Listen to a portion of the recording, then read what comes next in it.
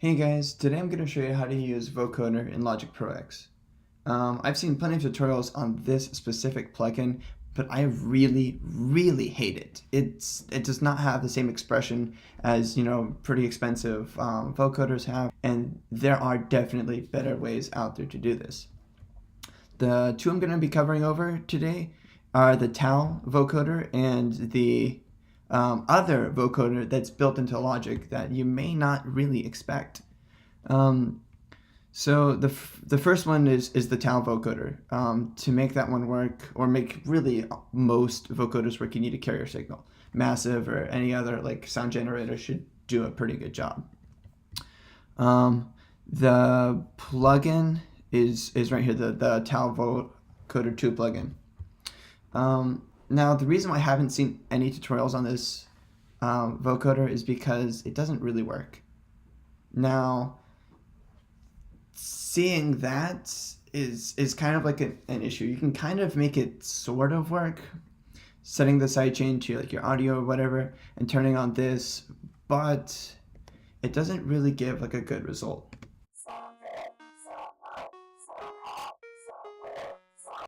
And as you can see, it's kind of like separating the synthesis and like the vocal and stuff like that. And it doesn't really work. So here's how to actually make it work. The first thing you do is open up a software instrument, and do not add a carrier signal just yet. The first thing you need to do is add the vocoder plugin to make it work. Obviously, set the sidechain out, turn this little thing on. Then add your carrier signal. Solo this. No sound. And as you can see, the chords or keys do line up with it properly. And this is how you make the Tau vocoder work. I like this one much better than Logic's built-in vocoder because it has like more expression and stuff like that. I also made a list of wavetables built into Massive to check out with the expression and stuff like that. Some of these will give like cool effects or work better than others, for sure. Definitely recommend those. Another way to like boost like the transients or the high-ends or like the hissing with the vocoder is turn up this. Turn up your white noise. Turn that on. Turn it up, and it gives you like more expression than with Logic's other built-in plugin. The other vocoder I'm going to be talking about is Logic's other vocoder that actually has like a carrier signal too.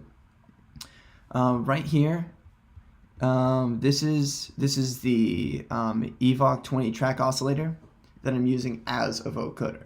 This one is a little bit tricky to figure out, but I'll break it down into like 3 basic parts.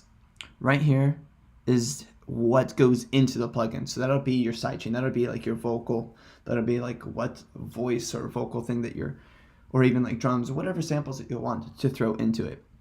Then your synthesis in. This is what actually changes the sound. So that'll be like things like MIDI.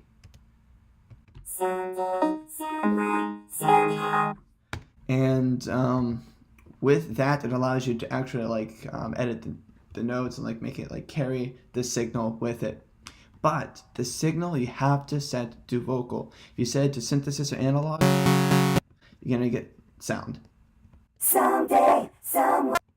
And it's not actually gonna vocoder, so make sure to click that button. Someday, somewhere, somehow. But as you can see, it has like a lot more expression than like the other vocoder that's built into Logic, and you can do a lot more with it. Some tricks to make like the expression more clear. Turn this to blend. Turn this up a little bit. It'll add like the hissing. What it's actually doing is taking parts of the vocal and introducing it back into the sound. Or like I said, in your synthesizer, you can add some like white noise. And that'll add like more expression to your vocoder. So these were 2 different methods I used to use vocoder in Logic, and I hope you guys find this useful.